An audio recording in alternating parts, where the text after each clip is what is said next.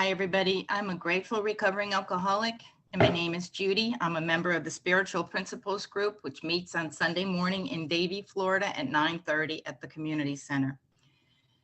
And that's a meeting that we go through the spiritual principles that are behind the steps. And we have somebody do a 12-week stint, and they talk about honesty, hope, willingness, courage, brotherly love, all of the wonderful principles that we have. I'm going to try to get through this as best I can. My story has changed a little bit in the last month and a half. I was raised in Bennington, Vermont, and I was the middle child, and I had two brothers, one older and one younger. And from the time I can remember, my dad was not allowed to drink in the house because he had a little drinking problem. That's what my mother said. And so I used to hear him, as a matter of fact, in the back of his closet, he wore suit coats because he was a manager of the Elks Club, and he would wear suit coats to work. And I could hear the, glass, jingle jangling. And I had to keep that. That was the first secret that I had to keep. And of course, when he would come home, my mother was always upset because he would come home at 2 or 3 in the morning, and I used to be the hero child, and I'd have to go run in there and break up the fights. And he passed away from this disease directly at the age of 39 years old. And he had cancer of the throat, which they have directly, seen that smoking and drinking, obsessively can do that to you. At the age of 12, that's when he passed away. That's when he passed away and I was 12, excuse me. And, I think that my first drink, I can remember taking my first drink, and it was actually to get the effect. It was at Bennington College, and I was with a few girls, and it was Colt 45, and I didn't like the taste of it, but I wanted the effect. And I got the effect, but I never liked the effect of booze. It was not something that stayed with me. I have a disease in the eyes, and I had to have the eyes, the muscles tied when I was little. And so anything that makes me dizzy makes me really dizzy. I don't like rides that make, dizzy. I don't like to be turned around. I get very dizzy very quickly. So I was a cheap drunk, really. I was like 3 drinks and I was passed out. On the first one, I was fun, but I always wanted the second one. And on the second one, I was a witch. And on the third one, I passed out. So I really didn't know how to drink. I did the best I could. We lived in, like I said, we had the border of Albany, New York. Hoosick was very close to us. So we used to just go over the line, bring our fake IDs with us, and we would sit there, and the guy, he always let us drink. He knew we were underage, but as long as we had an ID to cover it, we were okay. And what ended up happening was I started with dry goods. I actually loved marijuana, and in Vermont, that was the thing, sex, drugs, and rock and roll. I'm sorry, this is part of my story. And I think that the whole time that, I would drink just to kind of fit in, but it really wasn't my first choice because I would get deathly sick. The next day I would have a very bad hangover. And I used to look at my girlfriends and think, how can they drink so much? But I just couldn't because of my eyesight. When I started senior in high school, my brother had gone to college and he had come home that weekend. And he and 2 other guys were coming back from the state line, and all 3 of them were killed. They were drunk driving. And that's really kind of when I started to think, I need to use a little bit more to get myself, anesthetized a little bit more, even though I had done plenty of that, just being a regular, teenager. We just used to skip school. We used to go out, take the car and, have a couple of puffs, and then we'd go back to school. And when I was, I guess by the time I went to college, the same college that my brother went to, and the year that he died. And so I kind of wanted to feel close to him in a way, because we were only 22 months apart. And I went to his school, and it was in upstate Vermont in Johnson State College. And it was very, very cold, and there wasn't anything to do. I mean, we used to go to the concerts that were in Canada, in Montreal, or we would go into Burlington, but that didn't happen all the time. So we ended up, using a lot of dry goods that were, that's what we did. We partied. And after a year of that, I knew that my mom and my grandmother, because we lived in a duplex. And in the duplex, my grandmother and my aunt lived on one side. My aunt was a journalist for the paper, the Bennington Banner. And my grandmother was a principal of a elementary school. And my mom was, when my dad died, she started picking up her life. So a lot of times when my grandmother would think that, she was taking care of us, but she was on the other side of the house. Well, there was a few things that went on that side of the house when my mother wasn't home. Trust me, that you wouldn't want your kids doing. So I came back from college after a year, and I started working for this woman's clothing store. And I really, I always was into fashion. And the guy that I started to date, his family had a jewelry store. So his store was right next door. Well, we started dating, and he really was the one that taught me how to drink. He showed me, he'd lived in Switzerland, he'd become a watchmaker, and he knew everything about the before dinner drink and the after dinner drink and the wine that you use during dinner, the red and the white and the fish and the steak. And so I learned how to drink because I paced myself. We would have like 5-hour dinners. And by the time, I think I was like 25 or 26, we decided to open up a children's clothing store. So I opened up a children's clothing store in Bennington, and I had a lot of fun doing that. However, the marriage started to suffer because he would be downstairs drinking, and I would be upstairs on the patio of the house overlooking the mountain, and I would be smoking. And he hated anybody that did any kind of drugs at all. So finally we decided, we were going to separate. And I came to Florida, and we sold the house. He lived there for a while. Shortly after, I guess it was a couple of years, when I was divorced, he committed suicide. And I'm very grateful that I wasn't there when he did that. When I came to Florida, it was really like the time of cocaine. And I really, that was the deal. I mean, it was South Florida, and it was all over the place. And that was something that I would always come down with booze, because I didn't like any of the other drugs. I always wanted something to keep me up. So I would come down with a little bit of booze, and that seemed to work for a while. But the man that I was with decided that he drank quite a bit too. And I knew he had a problem with heroin, but he had said, "Oh, I'm not doing that anymore." Well, I didn't know back then what I know now. You can't do one thing and think that you're not going to pick up the other thing. So this was back in the 70s.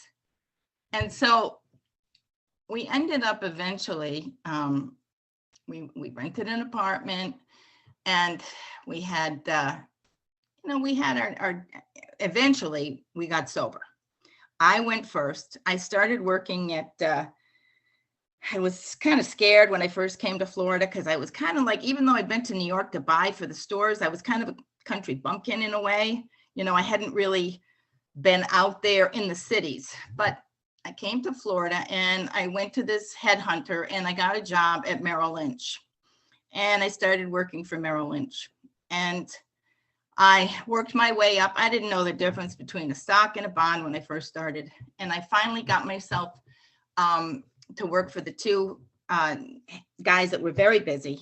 And I did a good job there. So then they wanted me to work for the vice president. So I worked for him. And eventually I ended up getting my Series 7.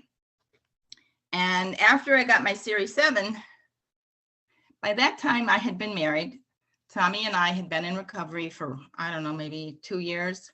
And I had gotten pregnant. And I really had always wanted to have a child. And I had had problems with fertility. I had a major surgery so I could, and that was when I was at Merrill Lynch. That's when they used to pay for everything, when you had good insurance. And so I got pregnant and I decided to stay at home after the baby was born. And a lot of people were like, why would you do that? You're so good with people. And I said, you know, that doesn't make sense to me. If I'm so good with people, why would I let somebody else raise my child? I really didn't have any family here. And Tommy would go off to work every day. So I stayed home, and for 5 years, I domesticated myself, because I really didn't even know how to domesticate myself. I had not ever been, a cook or a cleaner or a baker, but I taught myself how to do that stuff and kept the house as well as I could. Long story short, he was absolutely the joy of my life. And in other words, he's 39 years old today. He has never seen me drunk or high. But I will tell you, he has seen plenty of crazy over the years. The crazy takes a long time to go away. So anyway, after about 7 or 8 years, I was bored. I had gone to a lot of meetings in the beginning, and I was sponsoring women, but then I started getting very involved with my son, and he was the whole highlight of my life. And I kind of put meetings to the side. I was going to maybe one a week, then it was one every other week, then it was one a month. And I ended up picking up some behavior. I'm not going to say it was old, because it obviously wasn't old if I picked it up again. And I ended up getting a divorce. I stepped out on my husband. And the bottom line was, the marriage was not a good marriage. There were a lot of things that were wrong with it. The thing that I had as a recipient of doing that was so much guilt and so much remorse. And I was so sad. And I think that, I went to 3 meetings a day. And by that time, I was working at the school. I was a teacher's aide. When my son was 5 years old, they asked me if I would come and work for them. So I did. And I ended up going to probably about 3 meetings a day. I'd go to the early morning meeting, and I was in a hole. I was in a codependent hole. I was so petrified of being alone, because by that time, Tommy was getting, some custody of Flynn. He wasn't there with me all the time. And I didn't really know what to do with myself. I had never really, taken the time, even though I was in recovery, I wasn't in recovery. When you do something and you can blame it on being drunk, or you can blame it on being high, that's a whole nother story. But when you start doing stuff and you're not drunk or you're not high, the remorse, the demoralization that you feel is just unbelievable. I remember this one guy, and I'll share some of this stuff because it made such an impact on my healing myself. I went to hear him speak, and this was a guy that only had 6 months. And it doesn't matter how long you've got, because, by the grace of God, in November, I'll celebrate 42 years if I make it that far. But I heard him say, he asked his sponsor, how do you get spiritual? And his sponsor said, you go ahead and you do the rituals, and the spiritual will come. And with that, I knew what I had to do. I had to dig in again, and I had to start over with my program. I did not, when I first came in the rooms, I was in Narcotics Anonymous, because as I said, I didn't like drinking. I really didn't like it. It made me way too dizzy. And so, the other dry goods brought me to my knees. But after about 11 or 12 years in that recovery, I just knew I needed to start over, and I started going to AA, and I got a new sponsor. I didn't pick up. Thank you, God, that I did not pick up. I stayed in the rooms because I knew I couldn't get drunk in the rooms. I couldn't get high in the rooms. And when I heard the same guy say one day when I went to hear him speak, he said, and I was having such a hard time forgiving myself. And he said, forgiveness is letting go of all hope that the past will change. And I thought, that's what I have to do. I have to forgive myself. I can't take yesterday back. It's already been done. I have to try to move forward. So I did. I got a new sponsor. We went through the steps again. I mean, I had been through the steps. I went through the steps again. And then I started sponsoring women again. By that time, my son was, I guess he was about 13. And I, started dating. I had been dating somebody, but when you cheat, you find a cheater. Okay. That's what you find. So that's what I had found. And that went by the wayside. And after a while, I started being more interested in myself. I started being interested in the things that I like to do. I had never been interested in anything that I like to do. I would actually, have a joint before I took a shower. I'd have a glass of wine when I came out of the shower. Everything went around the getting high or staying, a certain level, a certain zone. So I think about the times that I drove home from the bars and it was a long time ago, and they didn't stop you that much, but they would now if they saw me driving, forget it.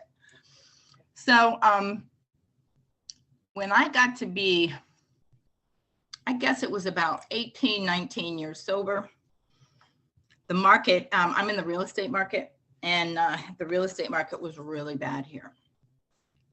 And I kept saying I had just bought a house and I had to build my faith, because I had bought the house on my own, and I had to build my faith. I had to say, okay, God, if you don't want me to be able to keep the house, I won't keep it. And, there would always be some kind of a little miracle that would happen. One day I sat at the table and I was doing my work as far as, I would get up at 4:00 in the morning because I worked at the school, and I would make sure that I had time to do my writing and my reading, and I would do my meditation and my prayers. And one day I went to open up, I was sitting at the same table, and I said, okay, God, if you want me to lose the house, and opened it up, and there was the escrow check back from the taxes that were too high the year before. So that paid for the mortgage. I mean, there were always little miracles that would happen. And by this time, my younger brother, had come into recovery. And I would go to Vermont and I would see him, and we would go to the meeting in the morning at 7:00. And then I got to know a lot of people there. So I had a home group away from home, which was fun because that was my hometown. And, it's like funny when you look at people and you're attracted to them when you're young, and then you go back to your hometown and you see that the people that you were attracted to are sitting in the AA meetings. You kind of know that there's that, invisible, umbilical cord that, you have that attraction to the alcoholic, the isms are there. And so it was kind of weird, when you'd see certain people that, you said, oh, that's why I like them so much, After a while, my brother was, he'd come back and forth to, from Vermont down here, and my son, and he had a son, he actually has two sons.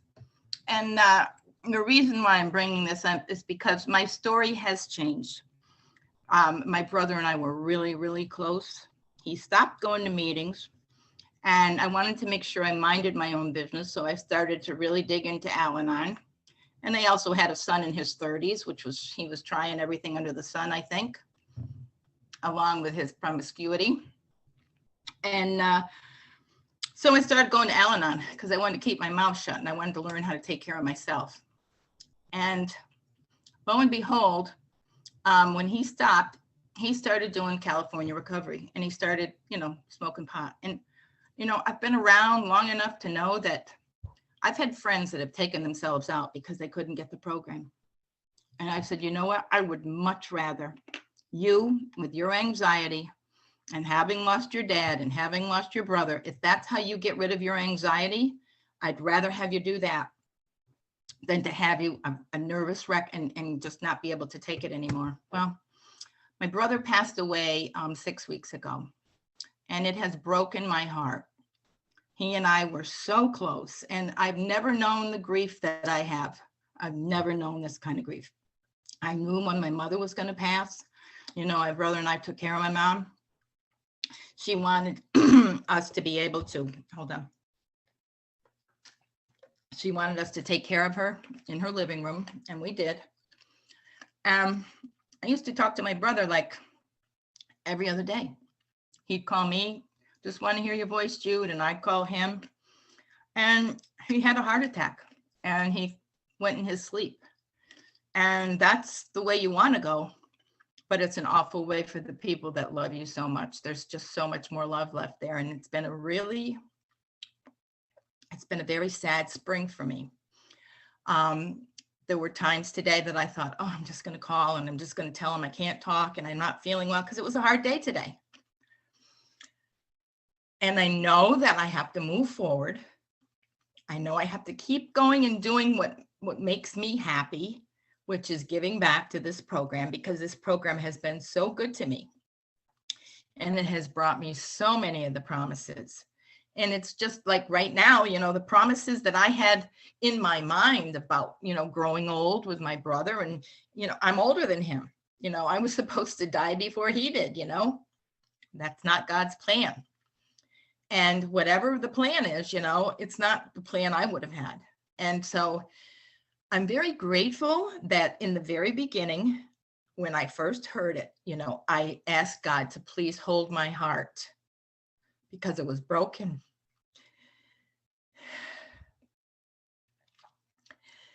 And he has been very good to me over the last 6 weeks. It's been very sad. I've never known this grief, but some days are good. You know, yesterday was a good day. I went down to a meeting in Miami with a friend who was going to speak, and I didn't cry hardly at all yesterday. And today wasn't a good day. And it's like the ocean, you know, it comes in and it goes out, and then, you know, you just think of one stupid thing and there it is again. And because it was just the two of us left in the family, you know, I always would lean on him. And when we had the funeral in Vermont, it was just a perfect storm, because the girl that was dating my brother when he was killed, when I was 17, she's never been to my home.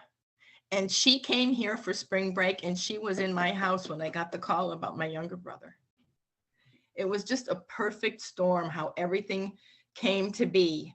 And, you know, it's okay when you look back on it. If you could, I mean, I'm grateful that I have clarity. I'm grateful that I have, you know, some emotional health. You know, if I was really sick emotionally still, I don't know how I would handle it. I really don't. But I don't want to drink, and I don't want to drug. You know, I want to still be here for my son. He's 39 years old. I have no grandchildren yet. I'd like to have some, but you know, who knows? That's his story, not mine. And you know, I think that I feel kind of bad for you guys, because some of you were waiting to hear for Karen, and she's such an uplifting story. But there was a part of me that said, you know what? You have to do this, because you have to move forward, and you have to be able to tell your story again. It's just a different story. And it's not the story that I would have wanted to tell, you know, as time went by, but it is what it is. So when the market came back around, and you know, we started, the real estate market came back around again, it would be where I was really very busy, but I still went to meetings. I never allowed myself to go down into that dark hole again. Never wanted myself to feel that despair. And, you know, the despair that I had before when I was sober, and I had done some things that were not on what a sober member of society would do, I knew that I never wanted to go there again. And I made a promise to myself that I never would. So I still sponsor women. I still go to a lot of meetings. I am always at my home group. My home group is an amazing group. If you're ever in South Florida, look up the Spiritual Principles.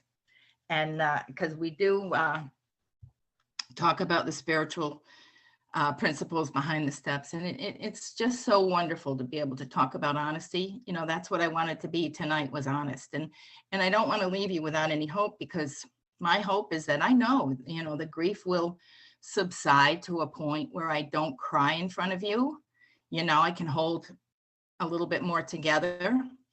But, I was willing to come here tonight. I was willing to do what I had to do. And I hope that I didn't bring anybody down. That wasn't my intention. But this is, I guess, when it's a selfish program, because I had to do it for myself. And I want to thank you so much for letting me share tonight.